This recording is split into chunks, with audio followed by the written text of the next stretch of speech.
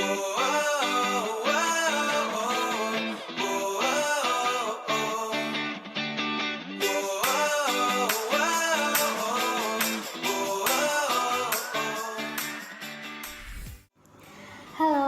perkenalkan nama saya Vina Privilia Nurlaili, peserta Latsar CPNS Golongan 2 Angkatan 11 Kelompok 3 Kementerian Agraria dan Tata Ruang Badan Pertanahan Nasional. Sekarang saya bertugas di Kantor Pertanahan Kabupaten Lampung Barat, Provinsi Lampung. Dalam tugas individu ketiga agenda 2 ini, saya akan membahas mengenai internalisasi atau penerapan nilai anti korupsi. Sebelum masuk dalam pembahasan mengenai internalisasi nilai anti korupsi, hendaknya kita harus tahu dulu apakah yang dimaksud dengan anti korupsi itu.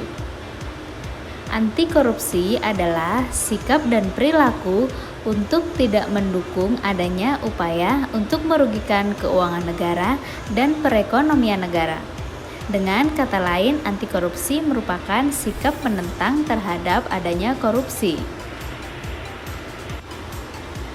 Sedangkan pengertian korupsi itu sendiri, menurut Undang-Undang Nomor 31 Tahun 1999, korupsi adalah tindakan melawan hukum dengan melakukan perbuatan memperkaya diri sendiri atau orang lain atau suatu korporasi yang dapat merugikan keuangan negara atau perekonomian negara. Tentunya kalian tahu bahwa tindakan korupsi merupakan salah satu tindak pidana yang sangat menyengsarakan rakyat karena menyalahgunakan dana milik negara atau rakyat. Tindakan seperti ini sangat merugikan sistem perekonomian dan pembangunan nasional. Terdapat 6 jenis tindakan korupsi. 1. Korupsi uang negara. 2. Korupsi suap menyuap. 3. Korupsi tindakan pemerasan. 4. Korupsi penggelapan jabatan. 5. Korupsi pembenturan kepentingan dalam pengadaan. Dan 6. Korupsi gratifikasi.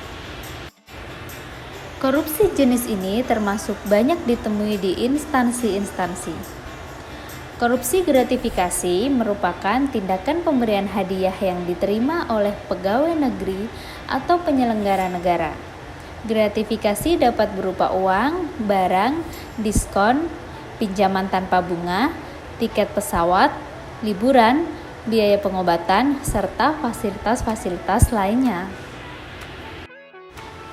Berikut ini ciri-ciri tindakan yang koruptif. Dilakukan lebih dari satu orang, merahasiakan motif, ada keuntungan yang diraih, berhubungan dengan kekuasaan, berlindung di balik pembenaran hukum, dan melanggar norma hukum. Faktor penyebab korupsi. 1. Kultur, karena dianggap sebagai sesuatu yang wajar.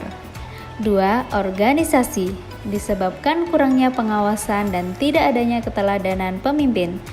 3. Aturan, hukuman yang tidak setimpal dengan perbuatan membuat seseorang tidak mempunyai rasa takut untuk berkorupsi. 4. Individu, rendahnya moral dan etika dan gaya hidup yang hedonisme atau konsumtif.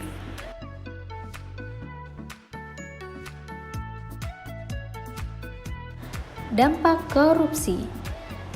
Yang pertama adalah rendahnya kualitas pelayanan publik. Yang kedua, rendahnya kualitas sarana dan prasarana yang dibangun pemerintah. Yang ketiga, meningkatnya kesenjangan sosial. Yang keempat, meningkatnya masalah sosial dan kriminal. Dan yang kelima adalah mengancam keutuhan bangsa dan negara. Melihat dampak yang nyata dari anti korupsi, maka diperlukan kesadaran nilai anti korupsi yang diterapkan di lingkungan kerja. Berikut akan saya tampilkan video penerapan nilai anti korupsi di instansi tempat saya bekerja. Ini hasil votingnya udah selesai, silakan diperiksa.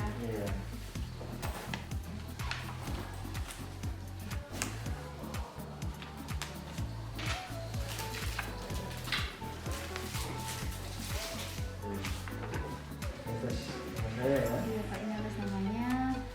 Dan